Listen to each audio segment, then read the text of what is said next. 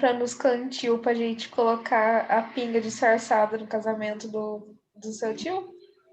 Tem, tem alguém A Aline avisando? já tá comprando os cantil pra gente colocar a pinga disfarçada no casamento do seu tio? É, acho que já deu certo já. A gente não tá te ouvindo, linda, tá mutado o microfone. Por favor, gente, desliguem os microfones que a gente está escutando as conversas todas aí. Bom, faz parte, né? A gente, nesse momento aqui de fazer online, né? A gente está aprendendo ainda. Bom, vou dar sequência aqui, né? Para a gente poder até fazer um bate-papo, se quiser tirar dúvidas também depois, mais para frente, falar um pouquinho também do meu trabalho atual. Mas, então, eu trouxe esses dados para a gente ver como que, ao mesmo tempo, existe um tabu sobre a depressão, né? As pessoas, elas ainda têm receio de contar para os seus familiares, elas ainda, muitas vezes, não compreendem que é uma doença, entendem que é algo passageiro, que se buscar, de repente, se apoiar em outras coisas na vida, né? Amigos, família, pode já resolver, mas quando a gente está falando de uma depressão grave, não. Em muitos casos, as pessoas precisam buscar um tratamento. E o número, né? Nós somos o primeiro na América Latina em número de casos de depressão, de pessoas afetadas por esse transtorno mental. E ainda tem uma estimativa, né, de que muitas pessoas ainda podem vir a desenvolver a depressão. E ela é uma doença, então, é um transtorno. Por que a gente fala que é transtorno e não doença, né? Porque o transtorno, ele diz de um conjunto de sintomas e não necessariamente só de um sintoma apenas. Então, a depressão, ela é muito mais complexa.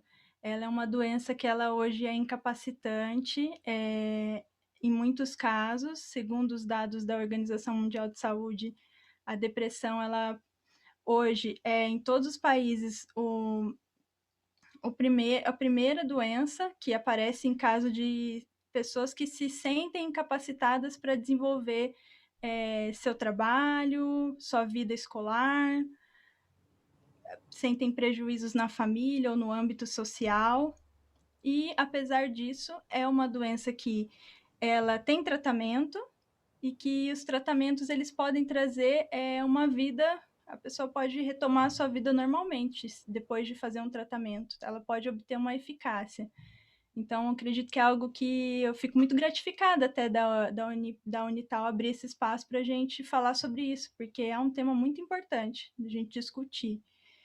E os obstáculos, né, então, para as pessoas buscarem o tratamento da depressão, eles envolvem, primeiro, falta de recursos, quando a gente está falando de classes sociais com uma questão de um poder econômico, né, mais baixo, o acesso aos serviços de saúde, ao tratamento, ele fica mais precarizado.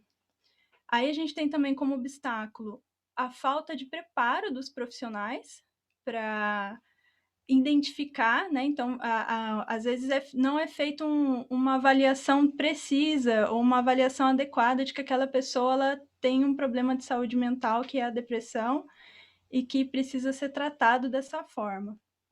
E um outro obstáculo também pode ser pessoal, da própria pessoa não saber identificar que ela pode vir a ter uma depressão. Muitas vezes é confundido como algo passageiro, só uma tristeza ou um cansaço, e isso faz com que a pessoa não entenda que ali existe um problema de saúde, que ela precisa de tratamento, de uma equipe especializada para ajudá-la. E aí, falando rapidamente, né, do que é, então, a depressão, quais são os sintomas, né, como que a gente identifica sinais da depressão?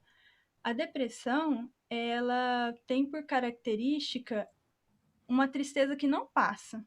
Então, é uma tristeza persistente, ela fica. Para se ter um diagnóstico, é preciso, claro, de um profissional, né, capacitado para isso, no caso, um psiquiatra, e ele vai observar que esses sintomas eles persistem por 2 semanas ou mais.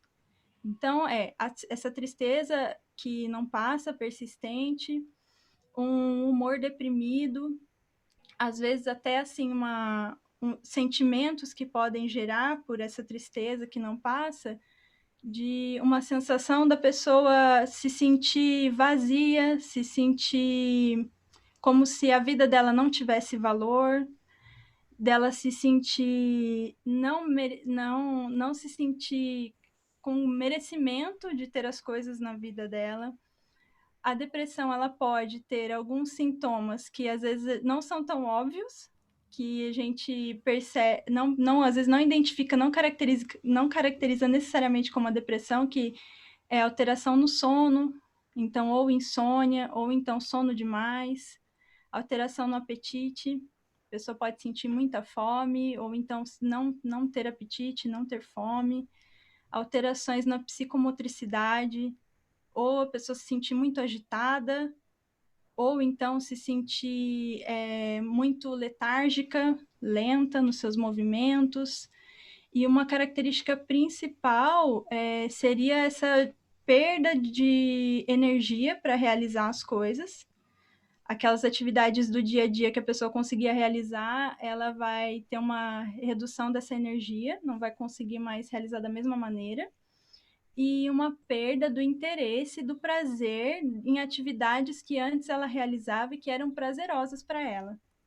Isso passa a gente chama de uma perda de interesse, assim, uma apatia, uma falta de vontade de fazer as coisas que antes traziam muito prazer para essa pessoa. Essas são algumas das características, né, que são listadas assim em primeiro lugar. Fora isso, os adolescentes, por exemplo, a gente imagina, a gente às vezes cria uma imagem da pessoa deprimida, que ela tá ali triste, que ela fica amuada, que ela não tem vontade de fazer as coisas, mas no adolescente muitas vezes a depressão se manifesta pela raiva e pela irritabilidade. Os adolescentes tendem a demonstrar a depressão de uma maneira diferente, em sua maioria, trazendo mais para esse lado dessa irritação constante e dessa raiva persistente também que não passa, né? E esses comportamentos, muitas vezes, podem levar para alguns hábitos e algumas formas de enxergar o mundo que vão ser bem prejudiciais no quadro geral, pensando na depressão, porque como a pessoa está com todas essas disfunções na vida dela, a tendência é que ela vá buscar coisas para se anestesiar, né? Não sei se eu poderia colocar bem como essa palavra, mas formas de como ela não tá se sentindo como ela mesma era, e muitas vezes ela acha que isso vai passar, ela pode buscar algumas formas de lidar com esses sintomas que são formas disfuncionais. E aí a gente pode falar até um pouco, aí eu já falando da minha área, né, que eu trabalho atualmente, do uso de substâncias, né, buscar, por exemplo, a bebida como um escape, e às vezes começa de uma maneira assim, o uso do álcool ou de outras drogas, em pequenas quantidades, mas como aquilo, até por uma questão neurológica, vai trazer a princípio um bem-estar, a pessoa faz o uso, o abuso dessas substâncias ou do álcool como uma maneira de conseguir assim amenizar esses sintomas. Só que a longo prazo, na verdade, o uso de substâncias, de álcool, ele pode agravar a depressão, né?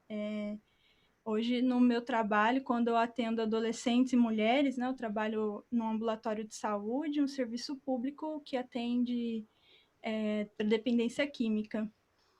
A gente tem muitas vezes, a pessoa chega lá como uma demanda de o uso, um problema com álcool, um problema relacionado a outras drogas, mas o fundo ali são outras doenças, é o outro adoecimento, outros transtornos, como a depressão. E por isso é importante a gente já conseguir identificar isso antes, né? As compulsões, elas podem vir pela depressão também, né? A depressão, ela pode gerar também outros transtornos mentais de outras ordens. E então, falando um pouquinho do tratamento, né, que eu acho que é algo que a gente precisa falar mais e falar mais desse assunto, porque as pessoas acham que a depressão às vezes não tem cura, ou não tem como tratar, ou existem alguns tabus em relação a buscar um psiquiatra, buscar um psicólogo, buscar uma medicação. Vamos falar disso até para a gente se sentir motivado, né? Porque uma das coisas que a pesquisa do Ibope apontava era essa dificuldade das pessoas perceberem que a depressão tem como ser tratada e que tem tratamentos que são eficazes. Hoje, assim, os estudos eles apontam que a melhor forma de tratar a depressão é fazendo a combinação das terapias, algum tipo de terapia, com a medicação. E a medicação, ela existe muitos tabus em cima dela por conta das pessoas não entenderem muito bem como funciona esse processo de realizar o tratamento. Então, acho que o primeiro bloqueio, talvez, seja que psiquiatra ainda é coisa de louco. Então, psiquiatra não é coisa de louco, né? O psiquiatra, ele trata desde coisas leves.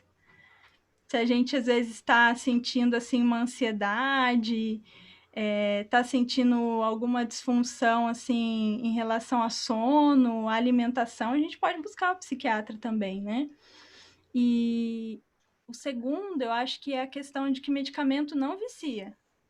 Esse é um tabu muito grande das pessoas que às vezes até já estão em tratamento, elas têm medo de perguntar isso para o psiquiatra, por medo do que elas vão ouvir. Na verdade, não tem, né? Hoje os medicamentos, eles são de terceira geração, são medicamentos eficazes, eles têm efeitos colaterais baixos, isso também é importante, porque isso é um tabu, as pessoas acham que vão ficar dopadas quando tomam remédio psiquiátrico, e não é por aí, né? Se existe alguma reação indesejada, é possível conversar com o psiquiatra, ele vai mudar a medicação. Hoje existe vários tipos de medicação para ajudar cada organismo de cada pessoa. E os medicamentos, eles agem, né, dando essa condição para a pessoa sentir uma estabilidade no humor dela. No caso da depressão, as pessoas elas conseguem ter de volta essa energia, porque a energia pode ficar tão reduzida na depressão que a pessoa não, às vezes não tem uma motivação para levantar da cama. Então, o medicamento, ele vai ajudar a dar essa disposição para o indivíduo conseguir retomar as coisas que ele precisa na vida dele, que vão contribuir para o tratamento da depressão. E aí é que a gente entra no ponto da psicoterapia, que é muito importante, porque a psicoterapia, ela vai tratar as causas que levaram à depressão. A medicação, ela trata o sintoma, e a psicoterapia, ela vai tratar as causas. Psicoterapia, ela vai lá resgatar, né, quais foram os fatores, porque a gente está falando da depressão e a gente tem fatores genéticos, fatores biológicos, mas fatores também do ambiente, do meio onde a pessoa vive, e fatores psicológicos internos. Então, a psicoterapia, ela vai compreender a história de vida daquela pessoa, entender quais foram as experiências que ela viveu, quais foram, muitas vezes, as adversidades que ela sofreu na vida dela, os traumas, e vai ajudar a pessoa a dar um novo significado para essas coisas. Aí, dependendo de cada abordagem, ela vai buscar de uma forma diferente, mas o ponto principal é que a pessoa vai conseguir dar esse ressignificado para as experiências que ela viveu e conseguir, retomando aos poucos, coisas que ela já perdeu o interesse por causa da depressão. Porque a depressão vai, então, tirar, né? Vai dar essa perda de vontade de fazer as coisas, e na psicoterapia ela vai resgatar, então, às vezes resgatar uma autoestima, que por conta a depressão, ela, ao mesmo tempo que ela pode causar a perda, né, perda de atividades que a pessoa fazia, perda de interesse nas coisas, ela, ao mesmo tempo que a pessoa sofre esse processo de perder esse interesse, ela vai se às vezes, readaptando e criando essa personalidade já deprimida. E até ela entender e resgatar, muitas vezes, esse eu dela, né, que ficou ali para trás, porque tem pessoas que convivem muito tempo com a depressão. Muitos casos, as pessoas elas estão ali anos vivendo já nessa tristeza, nessa perda de vontade de viver, uma falta de sentido, e ela vai ter que resgatar tudo isso, e é um processo, né? Então, também é preciso com que a pessoa ela se abra para isso, né? Para que ela vai ter que aos poucos reconstruindo nesse processo do tratamento. Eu acho que pensando no tratamento é isso, né? Eu estou pontuando algumas coisas aqui, espero que depois, se vocês tiverem dúvidas, vocês me perguntem, porque eu tô pincelando algumas coisas, né, assim, espalhadas. Eu vou falar, então, rapidamente, assim, um pouquinho do meu trabalho com a população em situação de rua, porque eu achei bem interessante pensar nisso em relação à depressão. As pessoas em situação de rua, elas têm depressão, só que elas sofrem um processo de invisibilidade. E eu acho que até a depressão delas é invisível. Elas são invisíveis e a depressão delas é invisível também. Porque que dirá se essas pessoas são vistas, né? Elas são invisíveis, que dirá se elas são vistas pelo outro, um adoecimento que a gente já está vendo que é algo que é um tabu, é muito menos visto ainda. Se a gente pensar nas condições que podem levar uma pessoa a ter depressão, quando a gente está falando de, por exemplo, falta de apoio familiar, desemprego, às vezes luto, né, perda da moradia, todos esses são fatores que, segundo a Organização Mundial de Saúde, por exemplo, são fatores que podem ser preponderantes para uma pessoa desenvolver depressão. Quando a gente está falando de uma pessoa em situação de rua, ela se enquadra em todas essas condições, porque ela tem vínculos familiares fragilizados ou rompidos, ela não tem uma moradia, né, convencional, são sempre moradias improvisadas, e ela já tem uma condição de pobreza extrema, que também é um fator que pode ser preponderante para a depressão. Então, o adoecimento psíquico dessas pessoas é muito grande e ele é invisível, porque essas pessoas são invisíveis. Então, elas sofrem um processo de exclusão social, de marginalização, de segregação, que as pessoas não enxergam que condições é estar na rua. E eu já ouvi muito isso, né? Claro que do popular, mas que elas estão lá porque elas querem. E que as pessoas em situação de rua, elas talvez seria até uma condição boa estar na rua porque existe a liberdade. Mas a rua, ela traz diversos agravos, tanto para a saúde física quanto para a saúde psicológica. Viver na rua é sobreviver a cada dia, né? Então elas sofrem condições de clima extremo, elas sofrem violências, elas sofrem problemas de saúde por conta de estar expostos na rua, elas sofrem com essa condição de se sentir sem uma privacidade, e além disso elas sofrem esses agravos por conta das perdas que elas tiveram, que levaram elas à situação de rua. Além do que o uso de álcool e drogas é presente entre essa população, até por uma questão de sobrevivência na rua. Então, elas muitas vezes fazem uso de álcool ou drogas para sobreviver, para matar a fome, né? Para sobreviver ao medo de estar na rua, ao perigo iminente, para lidar com o frio, para lidar com o calor extremo. Então, pincelando também rapidamente, eu deixo a provocação aí para a gente pensar sobre isso, né? Eu vou encerrando a minha fala, porque eu acho que é rica a nossa troca aqui também. Gostaria de saber de vocês se vocês têm perguntas, e eu agradeço novamente mais uma vez por esse espaço de fala minha. Muito obrigada, linda. Muito obrigada, Tamires, pela sua fala. Foi incrível.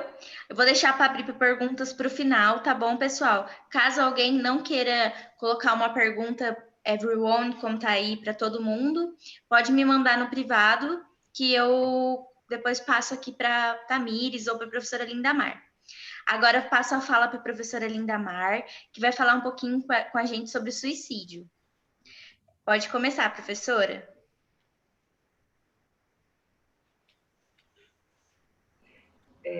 Boa noite a todas e todos, né? Uma alegria poder estar aqui, poder dividir um pouco com vocês sobre algumas reflexões que a gente vem aí desenvolvendo, né? Junto com outros colegas, com a professora Michele, que está aqui na sala, com a professora Débora também, que é da psicologia, que a gente tem trabalhado juntos, né?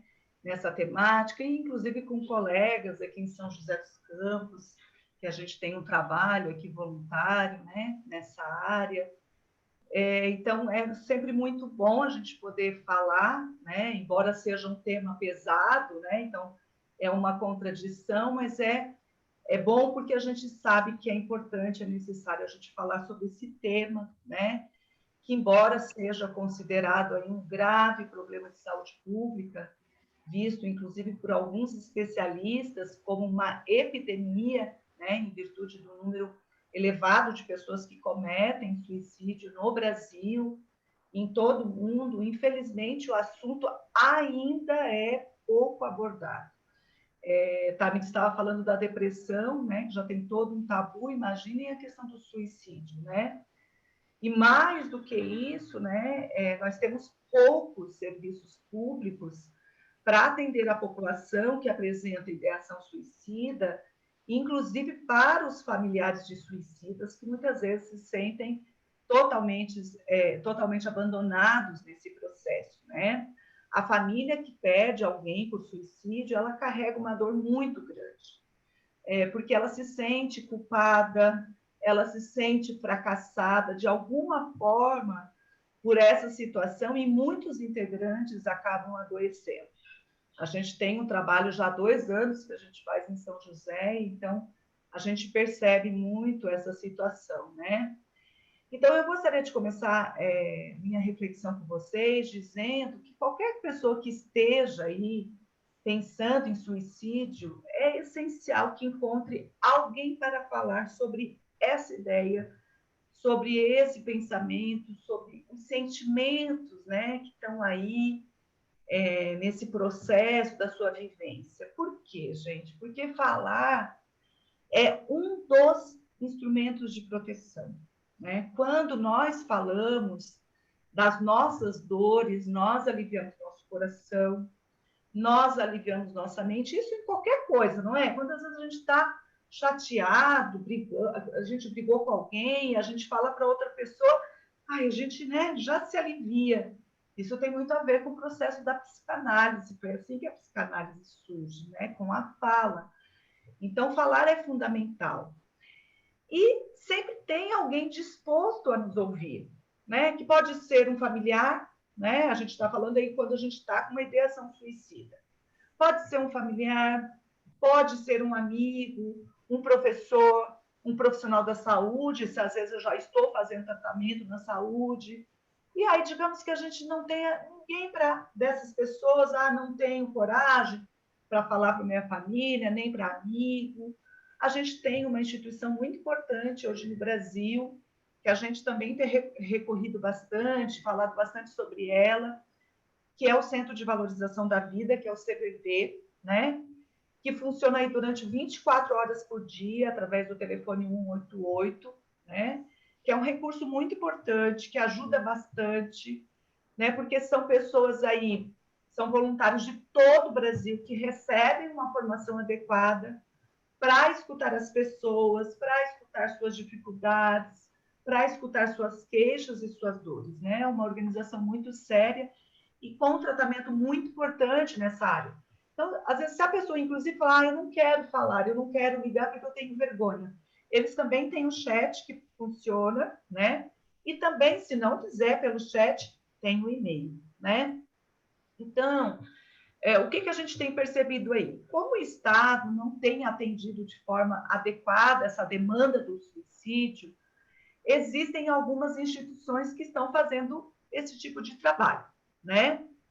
Como o CVV, a gente vai vendo grupos, a gente mesmo nosso projeto hoje que a gente tem aqui na Unital, de extensão universitária, né? Então, a gente vai vendo que a sociedade, né, vai criando aí instrumentos para poder trabalhar com essa demanda, né? Então, a gente sabe que tem uma lacuna em relação ao Estado, que as instituições elas não devem ocupar esse espaço, porque é uma obrigação do Estado, mas que, né, ele acaba não dando conta e tem, obviamente, um sentido, um porquê, uma resposta para isso.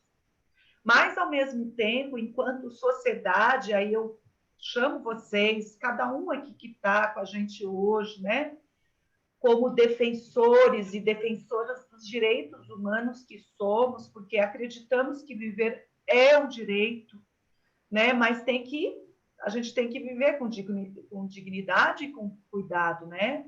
As pessoas precisam viver com cuidado.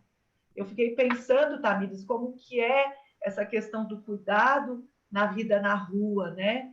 Então, a gente precisa desse cuidado social, a gente precisa desse cuidado emocional, né? A gente acaba, então, pensando em outras alternativas para enfrentar esse fenômeno que é cruel, né? Enquanto sociedade, enquanto universidade, e aí eu falo enquanto universidade, e aqui eu represento o nosso projeto de extensão, depois a Lari vai colocar a nossa página, a página do Insta aqui, né? E tem uma iniciativa super bacana da Unital também, que foi a de criar um serviço no curso de psicologia, que é um plantão, né, de atendimento psicológico. Então, quem está aqui nos assistindo pode procurar se precisar, né? Depois também Lari vai deixar o endereço aqui, tá? Que são formas aí que a gente tem de poder falar sobre isso, né? Então, vejam, né? Se eu não consigo falar sobre essa minha ideação suicida, porque eu posso estar, de fato, pensando que talvez a alternativa hoje para a minha vida, e talvez não tenha alternativa, e por isso eu penso, né, no autoextermínio, se eu não consigo falar nem para o familiar, para um amigo, eu posso buscar esses serviços, né? E olha, não há mal nenhum e não é pecado falar para alguém, olha, eu estou achando minha vida tão ruim, eu estou com tantos problemas e eu não estou mais encontrando, então, sentido para viver e eu tenho pensado em me matar. A gente precisa falar sobre isso. A gente precisa desmistificar essa situação, porque exatamente pela fala, às vezes eu consigo encontrar alternativas para a minha vida, né? Como aí cuidados, formas de cuidado. Agora, se eu não falo, né? O outro não pode saber e não pode me ajudar. Então, a gente entende que a gente precisa quebrar esse silêncio em torno do suicídio. E muito disso, né, desse mito, desse medo, tem a ver com a concepção construída aí no âmbito da religião, que vê o suicídio como um pecado imperdoável. É terrível isso, né?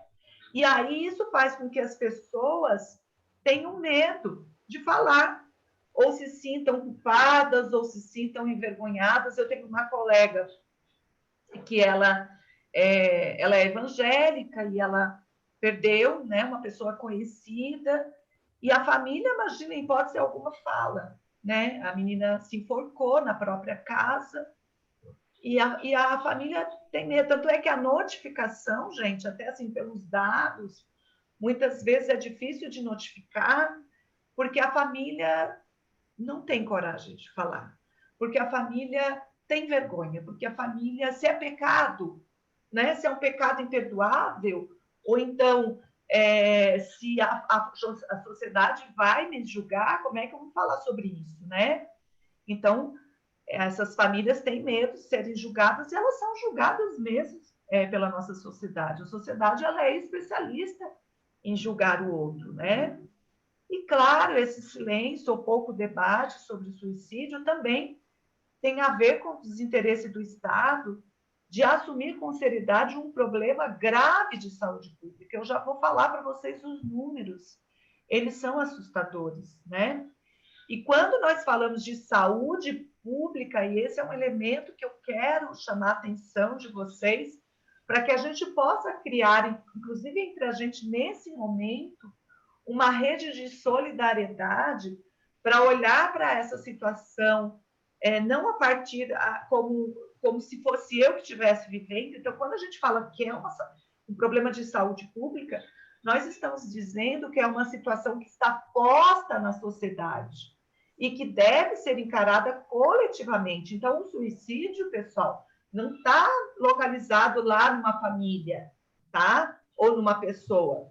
Então, não se trata de um problema individual, de um problema moral. A gente não está falando de pouca fé.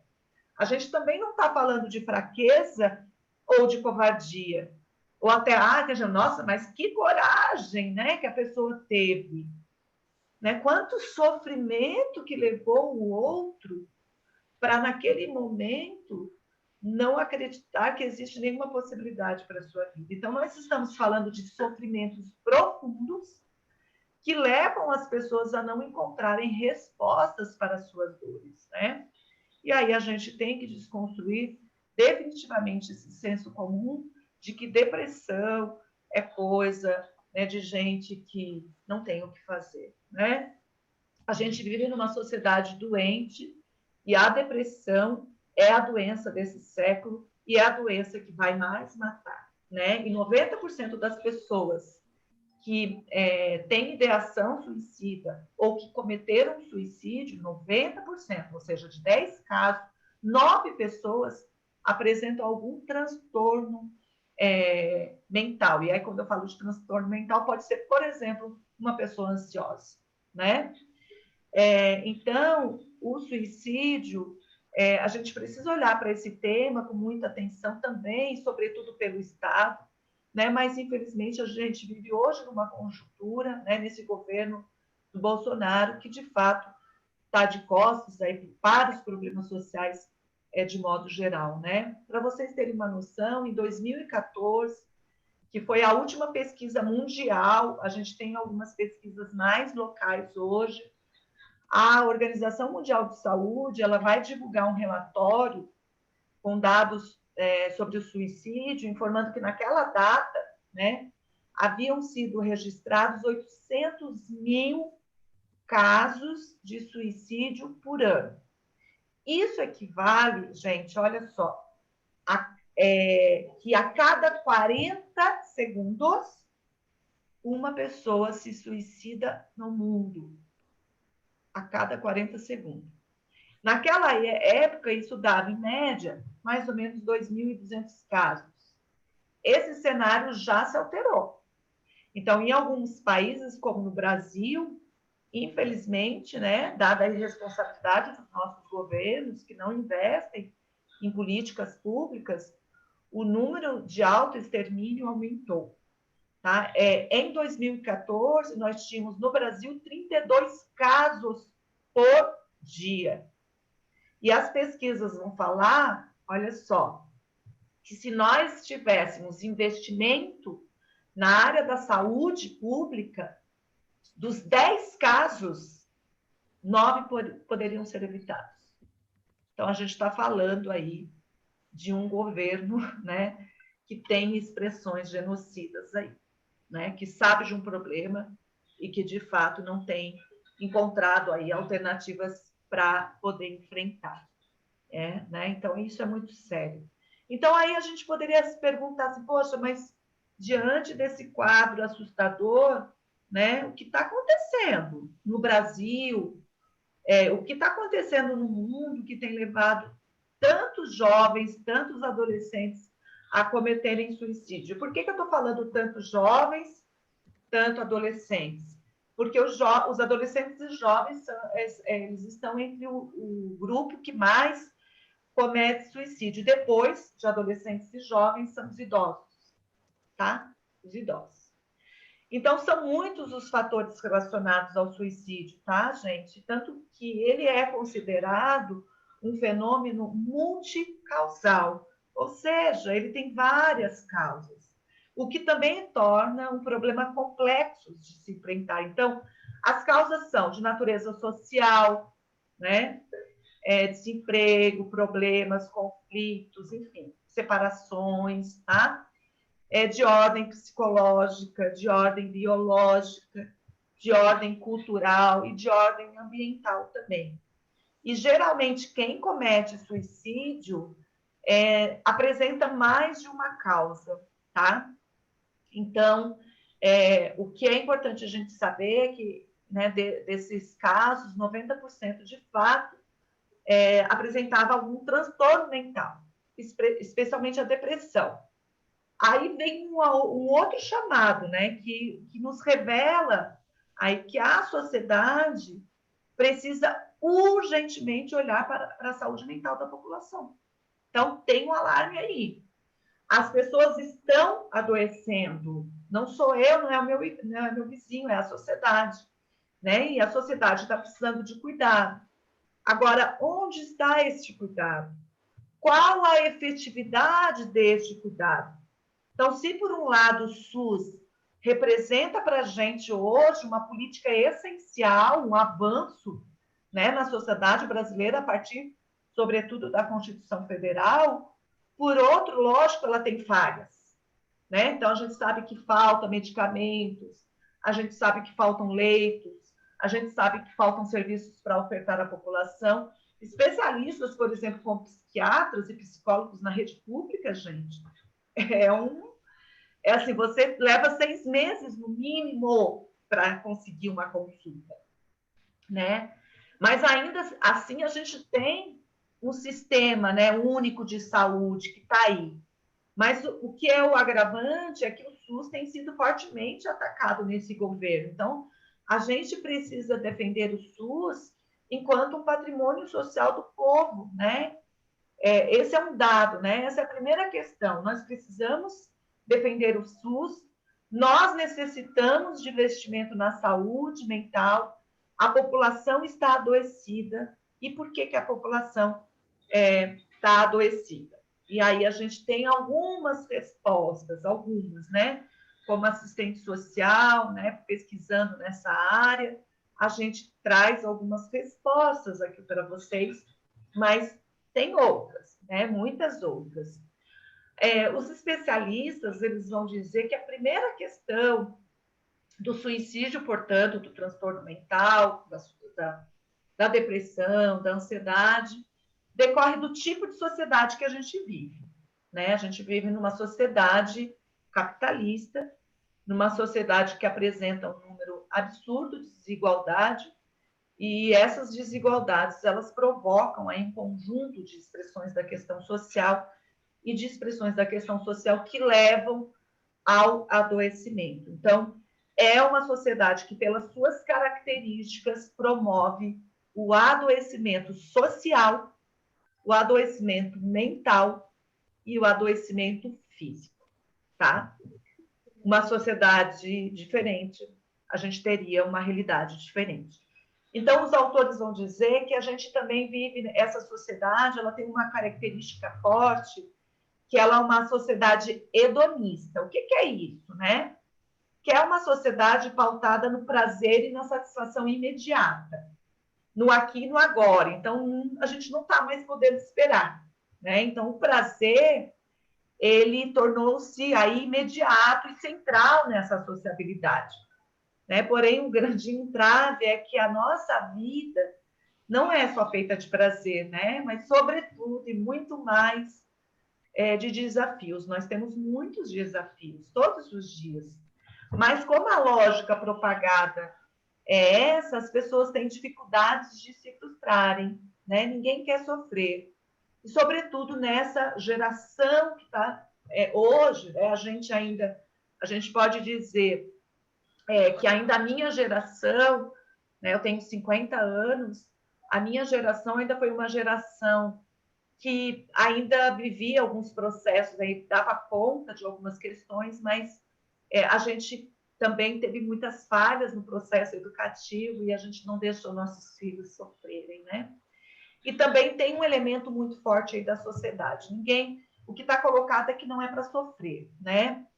Então, é uma sociedade também, os autores vão falar que ela é uma sociedade pautada no consumismo, no individualismo. Então, qual é o sentido da nossa vida hoje? É consumir, né? Então, o sentido da vida na sociedade capitalista passa a ser a aquisição de coisas, a aquisição de mercadorias. Então, o foco não são as relações humanas, mas o produto adquirido. Só que a gente falou logo que nós somos imediatistas, não falamos? Então, nós gostamos e desgostamos das coisas muito facilmente. Então, logo essa mercadoria, ela não vai mais ter tanta graça. E aí a gente vai precisar comprar outra para assumir esse desejo que não cessa. E por que não cessa? Porque nós, como seres sociais, seres humanos, a nossa essência como humano, a nossa essência humano-genérica, ela não é só suprida com coisas materiais. Então, essa nossa essência, ela se preenche com coisas imateriais. Autoconhecimento, equilíbrio, amizades, conquistas, afetos, relações positivas, espiritualidade, elementos que nos trazem outras sensações. Na adolescência e na juventude, por isso, é um grupo, né, que está aí no patamar de maior índice de suicídio. Isso é mais difícil de ser processado e refletido, né? Então, buscar outros sentidos precisa, então, de uma formação política educativa para isso. Nossas escolas nos formam para ter coisas, para ser pessoas, né? Então, esse é um dado importante. E aí eu queria falar para vocês que tem uma reportagem que eu li há um tempo atrás, e eu sempre trago essa reportagem para as pessoas que eu falo, que é muito, muito importante, que ela tem tudo a ver com esses elementos, né, como esses autores vão falando, que essa sociedade é uma sociedade que está adoecendo, que está matando a sociedade capitalista, que o nome da reportagem é A Cidade que Mata o Futuro. Quem escreveu essa reportagem foi a Elaine Brum, e ela vai nos dizer que pelas cartas e mensagens deixadas pelos adolescentes e jovens antes deles se suicidarem, por informações mostradas em outras pesquisas, né? Esses meninos, essas meninas vão dizer assim, né? Por que eles se mataram, né? Então, eles vão dizer assim, olha, a gente vive num mundo injusto, um mundo habitado por pessoas cruéis, né?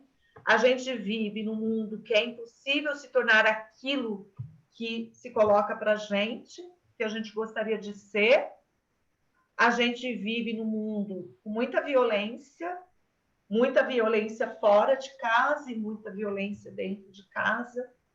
E a gente vive num mundo sem perspectiva de vida, né? Tanto que a reportagem se chama Cidade que Mata o Futuro. Então, muitos jovens estão se matando porque para eles é difícil viver uma realidade sem um amanhã, né? Então, cotidianamente, temos nossos direitos negados pela falta de ação dos gestores políticos, pela falta de empatia e respeito da sociedade. Imaginem esses meninos e meninas da periferia. Então, eles vão falar o seguinte: todos os dias morremos um pouco emocionalmente, pois é difícil viver em um mundo egoísta, autoritário e sem esperança, né? Então, além desses fatores, existem ainda outros que estão relacionados aos sofrimentos emocionais e, consequentemente, a ideação e a prática suicida, que são os chamados fatores de risco, e que a Tamires trouxe aqui, que é a questão das drogas, tá? É uma bomba relógio. A questão da identidade sexual, sabe? Então, hoje a questão da orientação, o público LGBT, que mais, né? Um público muito vulnerável ao suicídio. Os problemas socioeconômicos, a questão genética, tá? Mas ela não é o fundante aí, né? Então, vejam que o suicídio não é algo simples, não é algo isolado, não é algo pessoal, por isso nós não podemos banalizar ou ignorar pessoas que estão passando por essas situações. E aí tem um outro dado também que é colocado por esses estudiosos, que eu acho muito importante a gente olhar para isso todos os dias, que a gente vive numa sociedade configurada da era da vida indolor. Então, o que significa isso? Que o sofrimento deve ser retirado do horizonte do indivíduo, né? Então, é isso que vemos nas redes sociais e também na vida real, né? Muitos jovens não conseguem lidar com seus problemas cotidianos e não é só por culpa deles. Há uma influência da educação familiar, mas não só, né? Porque é isso que está colocado nas mídias sociais, né?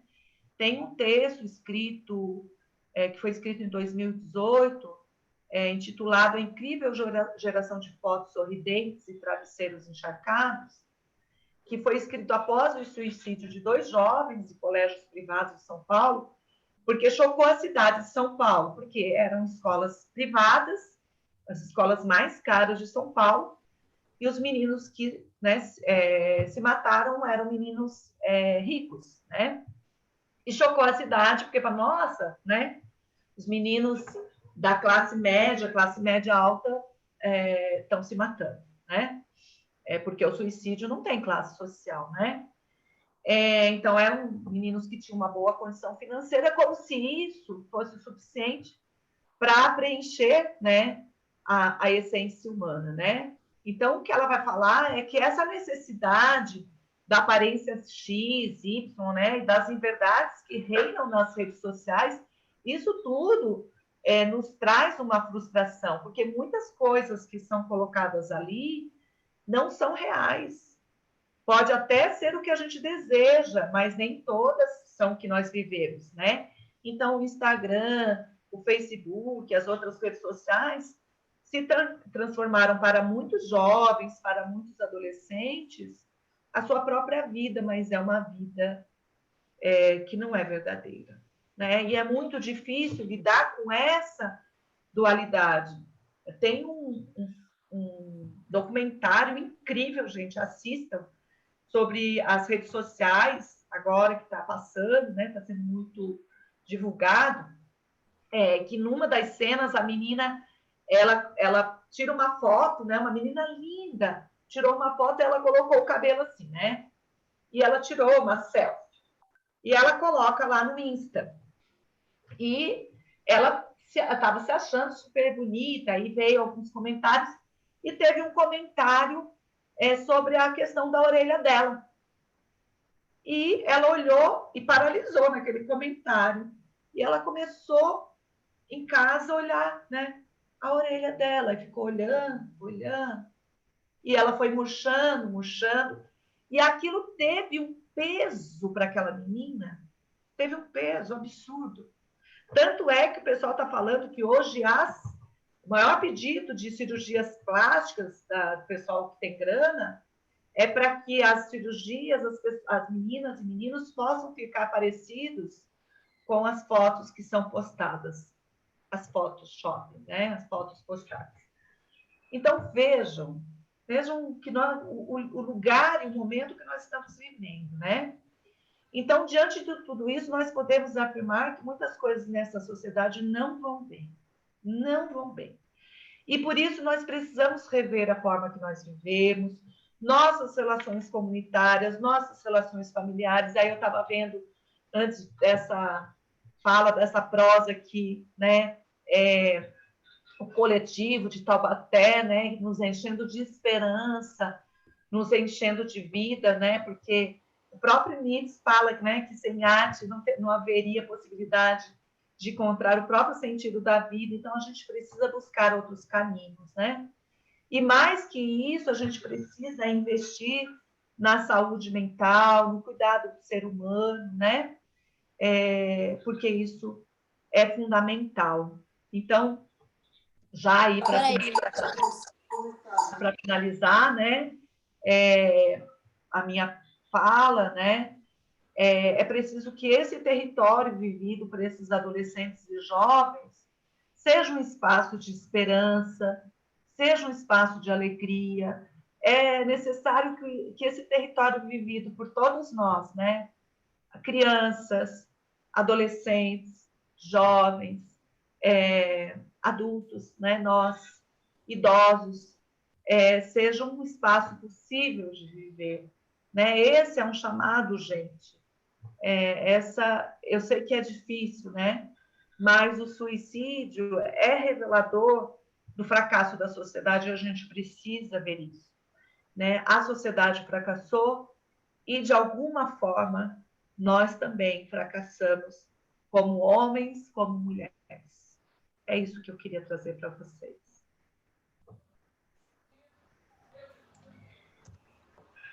Obrigada, professora, pela sua fala. E eu aproveito, né, agora para vocês poderem enviar as perguntas, pode enviar pelo chat, como repito novamente, caso alguém não queira se expor, né, com alguma pergunta, pode colocar ali no privado do chat do Zoom, que tem essa possibilidade, que eu falo a pergunta para as professoras e para a convidada. Enquanto vocês vão enviando as perguntas, caso alguém queira fazer uma pergunta, pode estar me cortando.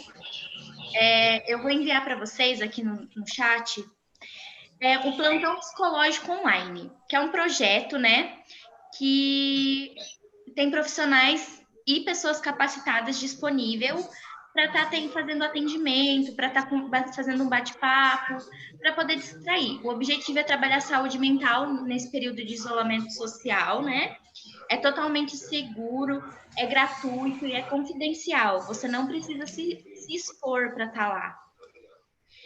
Vou enviar para vocês, é só preencher um formulário no Google. Ele acontece de segunda a sexta pela plataforma Teams. E é só entrar lá, gente. É um cafezinho online. Só você trazer seu lanchinho, seu café e participar com a gente, tá bom? Vou enviar aqui no chat para vocês. E também vou enviar o link do Instagram que a gente tem, que é onde a gente posta várias coisas, né, do projeto de extensão, que é do Prevenção ao Suicídio. Convido vocês para conhecer esse projeto, que é incrível. Lá a gente tem uma playlist para músicas para você relaxar, para você poder curtir quando você estiver na bad, para você sair da bad. São músicas animadas, felizes, porque a gente precisa sair da fossa. Não é fácil, mas juntos a gente consegue, né? Aí tô enviando aqui para vocês também o link do Instagram para vocês conhecerem a gente. E é isso. Fica aberto para as perguntas, pessoal. Eu vou pedir, então, para o pessoal ficar tudo sem vergonha. Não é para ter vergonha agora, vamos ficar sem vergonha. Só vou pedir para alguém, acho que alguém deixou o microfone aí aberto e a gente está ouvindo o barulho da TV. Vamos conversar, vamos prosear. Se não quiser fazer pergunta, pode falar sobre os fazer relatos, falar, né, das suas experiências. Enfim, a gente está aqui para acolher e trocar.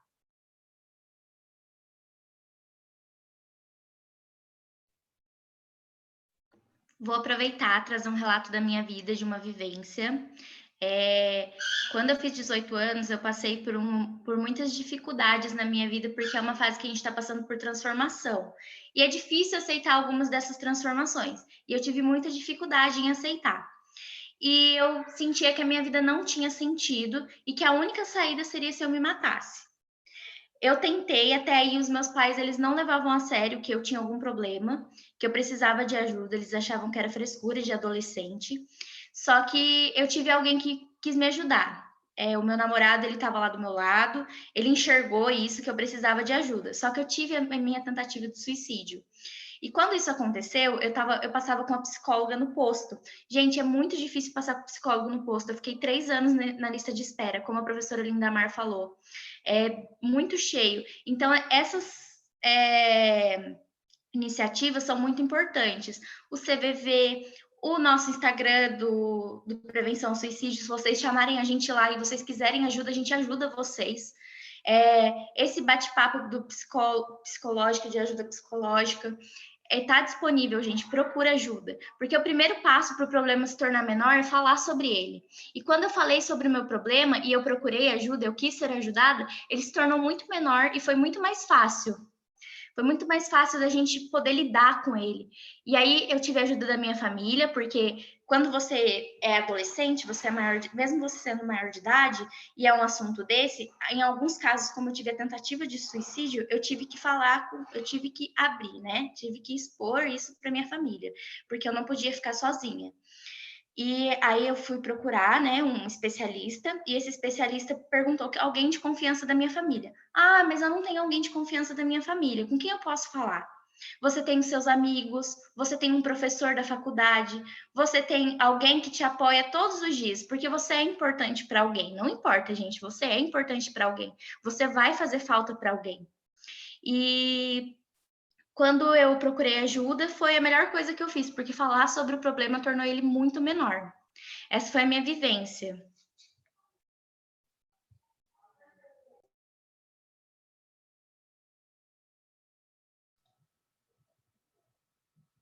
Que legal, Lari, você partilhar com a gente, querida, né?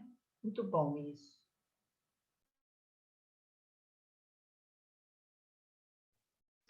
A Mariana Ambrogi, ela trouxe uma pergunta.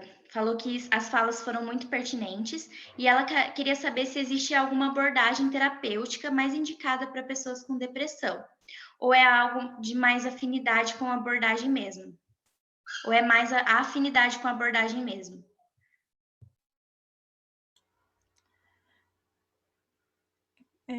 Quem que perguntou, que eu esqueci o nome? Mariana? Isso. Mariana, boa noite, obrigada pela sua pergunta. Eu diria que é uma questão de afinidade, sim, porque às vezes a gente tem várias abordagens dentro da psicologia, cada uma trabalha de um jeito e vai muito da personalidade da pessoa de se identificar mais com o jeito que o psicólogo trabalha. Então, eu até gosto de falar quando as pessoas me pedem indicação e às vezes elas desistem na primeira vez que elas vão buscar terapia porque elas não se identificaram. Delas sentarem mais de uma vez, porque a gente precisa sentir essa afinidade com o profissional que vai atender, até porque ali é um espaço de acolhimento, é um espaço onde vai ser o seu momento. Então, você tem que estar se sentindo à vontade. Agora, falando um pouquinho de números, né, dos estudos científicos, hoje existe vários estudos científicos que falam que a terapia cognitivo-comportamental, a TCC, ela tem apresentado um bom resultado para transtornos como depressão, ansiedade, síndrome do pânico, pela forma como ela direciona o tratamento de uma forma assim mais focalizada, né? Ela vai primeiro partindo para o problema focal que você busca na terapia. Então, se é a depressão, ela vai buscar ali focar na depressão. E também por conta dela ter, ela ser assim um tipo de abordagem que ela é muito psicoeducativa, que é o quê? Ela, por meio de técnicas e de ferramentas, ela vai trazendo para a pessoa atendida, para o cliente, né, para o paciente, formas dele aprender sobre aquilo que ele tá, aquele problema que ele está buscando auxílio. Ele vai aos poucos ser a depressão, ele vai aprender sobre a doença e ele vai fazer atividades para aprender a buscar esse autoconhecimento, a ele mesmo ficar, sair da terapia já com uma autonomia, de saber o que fazer numa situação de emergência, numa situação onde está se sentindo muito triste, muito deprimido. Então, eu acho que seria isso, assim. Não sei se depois você me confirma aí se eu respondi sua pergunta. Obrigada. Obrigada, Thaís. Tamires.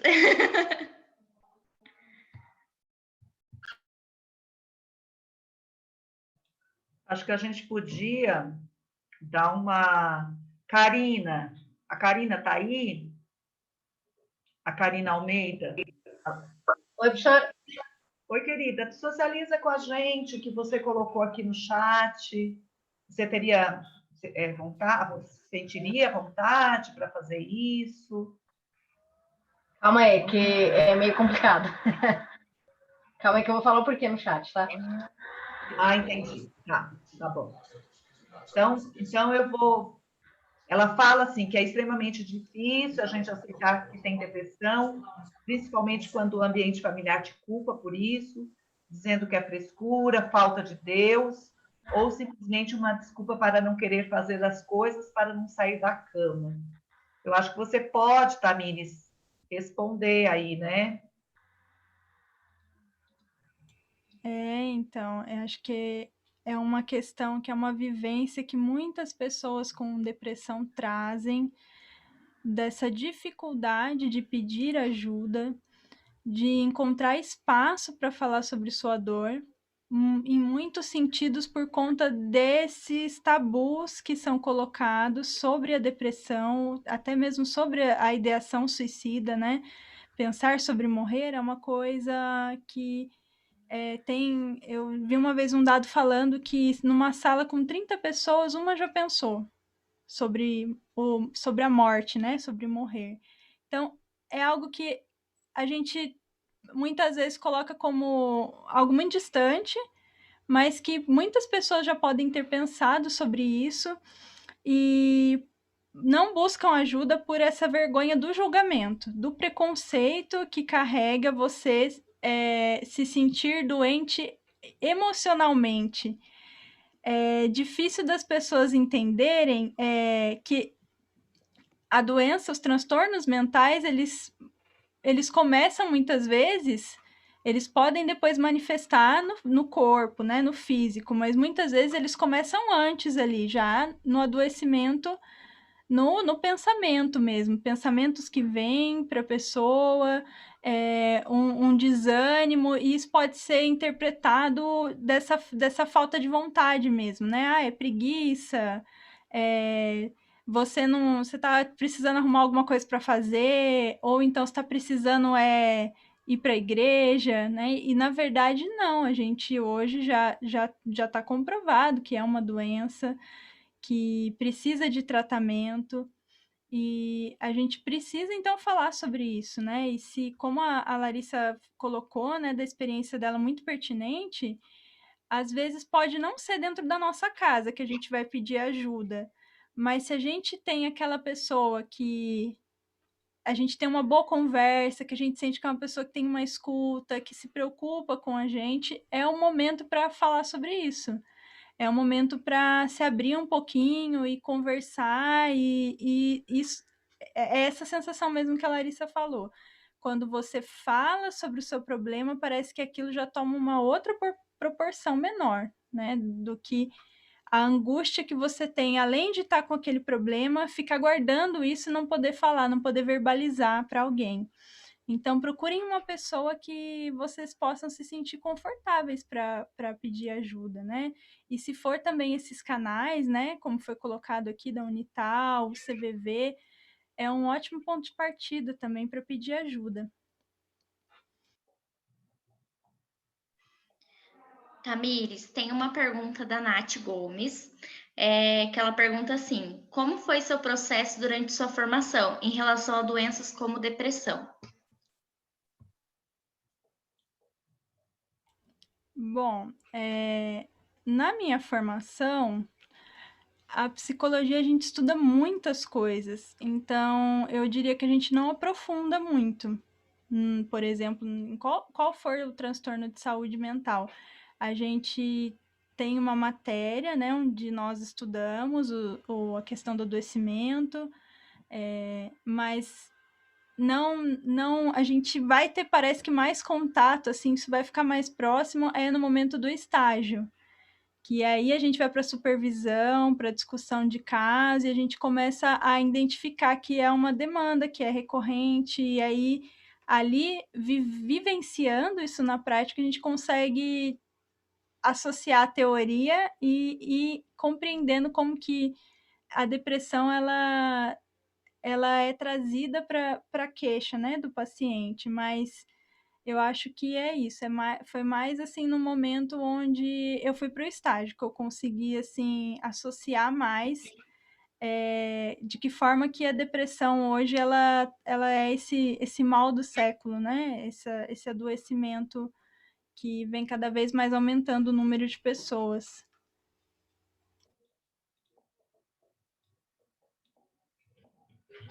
Alguém mais gostaria de perguntar?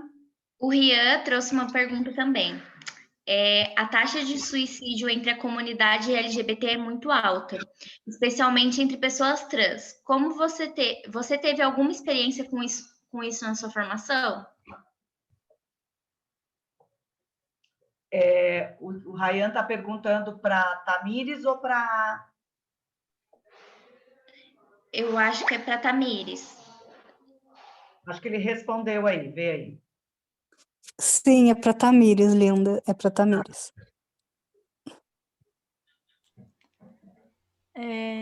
Eu acho, olha, é muito interessante esse processo da gente estar na faculdade, né? Eu acho que eu não.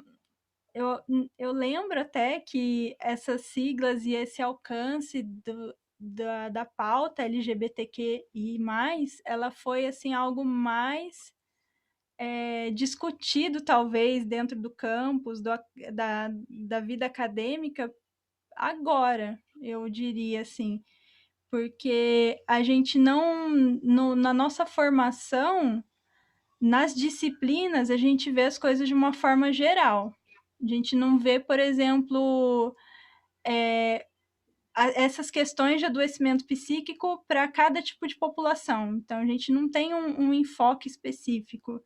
Isso fica por conta depois da vivência da gente na prática mesmo, do dia a dia, na profissão, e vinculando uma coisa com a outra. Eu acho que até depois a Linda poderia dizer que ela é docente, né? Como que está isso hoje? Na época que eu me formei, por exemplo, a gente não tinha matéria sobre pessoas em situação de rua. A gente não tinha matéria sobre o público específico LGBTQI. Foi coisas que eu fui buscar depois, já de formada. A gente via a questão geral, né, da população geral. Até mesmo mulheres, né?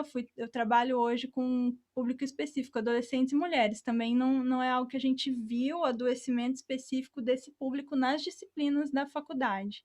Aí agora eu também quero saber, Linda, me dizer aí como que tá hoje, né, o campus, as disciplinas.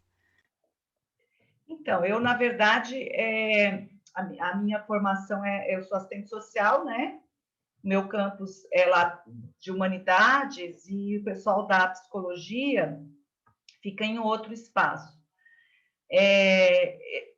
A formação ela é generalista, ela é genérica, né? Então ela nunca vai focar especificamente num elemento. O que eu posso dizer, e tem muito a ver com o que o nosso colega ontem trouxe, que a gente fez uma discussão sobre educação e gênero, que eu acho assim, existe um projeto de aniquilamento da comunidade gay, né? Em curso aí. E eu acho que se a gente pensar, por exemplo, se você vê hoje os serviços, eles são serviços muito mais aí preparados para essa população tradicional. Porque, por exemplo, a gente poderia até pensar na busca ativa, né? Como que a gente poderia se aproximar dessa população, né? Porque também vamos pensar nos trans que se prostituem, né? E que também tem alto índice de suicídio. Então, a gente não tem, que eu conheça, não existe nenhuma política voltada para atender essa comunidade, né? Ao contrário, né? A proposta é de extermínio dessa comunidade. Agora, quanto à formação da psicologia, eu já não saberia dizer, porque eu não sou psicóloga, mas a gente, pelos colegas que a gente tem, existe a discussão hoje sobre o suicídio, que é um tema muito que está, por exemplo, se a gente pensar, acho que 2020, 2019, 2020 é um boom nessa discussão, tem-se aumento, inclusive de produções acadêmicas, né? Isso no meio acadêmico muito mais. A universidade está tendo um papel bem importante de puxar essa prosa aí. Mas, termos de governo, não, você não vê quase nada de política, de serviço, de TV, de mídia sobre isso, né? Aí, o que eu queria falar, talvez para a Karina, pensando um pouquinho no que a Karina trouxe, para a gente também já finalizar, porque a gente, né, vai finalizar às 21 horas. Eu não sei se tem mais alguma pergunta aí, se tiver, daí eu não falo agora, só se não tiver. Como é que tá lá? Tem mais uma pergunta, professora. Então faz, aí depois, se der tempo, eu pergunto, eu falo. O Carlos perguntou se as pessoas em situação de rua, elas estão conseguindo ter acesso a tratamento e medicação, visto que já é complicado para para as outras pessoas acharem um tratamento e medicação para depressão que a pessoa se adapte. É para Tamires. Existe o que é um projeto, né, nacional chamado Consultório na Rua, que as pessoas, uma equipe especializada composta por médico, psicólogo, assistente social, enfermeiros, dentistas, vão numa Kombi, né, um carro maior assim, e elas vão até essas pessoas, nos locais onde elas ficam nas ruas. Porém, não são todos os grandes centros que têm. Quando eu trabalhei em 2016 e 2017, já não existia mais o consultório na rua, aqui em São José dos Campos, e até hoje não tem mais o consultório na rua. Então, ainda é precarizado esse tipo de trabalho também.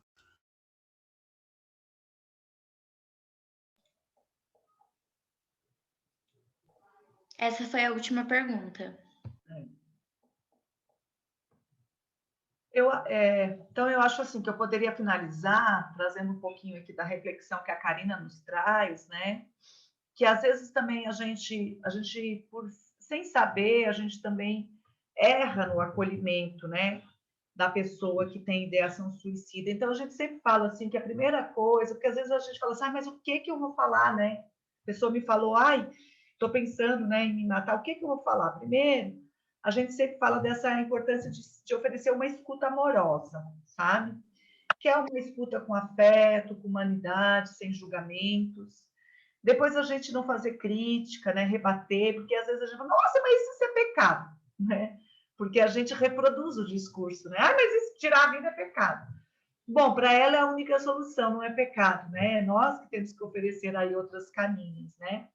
E a outra coisa que a gente faz muito, e a gente faz em várias situações, é reprimir o choro, né? E às vezes o choro, quando eu choro, eu também liberto, né? Libero também das energias, das dores, tá? Porque às vezes a gente quer cuidar, né? Quer proteger, e a gente fala, mas você é tão lindo, você é tão linda, você é tão competente, você é tão inteligente, você é tão isso, você... Bom, ela ainda não está dando conta de ver nada disso, né? Então, é isso, eu acho que oferecer essa escuta e tomar cuidados, né, com algumas formas como a gente age, isso é importante. E mais do que isso, a gente orientar essa pessoa a procurar ajuda e, né, a gente tem hoje tantas coisas boas na internet também, se a gente puder acompanhar a pessoa, né? Então, esse é uma questão legal para trazer para vocês. E para finalizar, eu queria agradecer a participação de todo mundo, a Lari vai finalizar, mas eu queria só chamar a atenção que nós começamos a nossa mesa com 36 pessoas e a gente está com 35 pessoas, né? Ou seja, o pessoal ficou aí, né? Parou para nos ouvir, queria agradecer. E se puder procurar, quiser falar com a gente, né? A gente se dispõe aí pelo projeto de extensão. Agradeço demais a Tamires, foi um prazer te ouvir, Tamires, tão jovem, tão empenhada já nos problemas e desafios da vida. Agradeço a participação de todos vocês, de todas que estão aí. E aí, passo agora para a Lari para, né, dar o tchau aí para a gente. Obrigada, professora Lindamar. Obrigada, Tamires, pelas falas de vocês. Foram muito, muito boas e muito importantes. Eu aprendi muita coisa com vocês e acredito que o restante do pessoal também. A Tamires acabou de disponibilizar o contato dela no chat. Quem quiser entrar em contato com ela, anota o e-mail dela aí. A gente fica disponível também nas nossas plataformas, né, do PEX. Se vocês quiserem entrar em contato com a gente, é só mandar o DM. E, gente, obrigado pela participação de vocês. Agradeço muito a cada um. Quem pôde falar aqui com a gente, muito obrigada. Quem talvez não quis conversar aqui conosco, que pode chamar a gente lá no Instagram, pode, se tiver o nosso contato, pode entrar em contato conosco também. Ficamos disponíveis. E é isso, gente. Obrigada pela participação de vocês. Não esquece de preencher a lista de presença que eu mandei aí, hein? Tchau, Tá? gente. Obrigada. Tchau. Tchau, Tamires. Depois a Tchau. gente manda para você o certificado, tá bom? Beijo. Tchau, gente.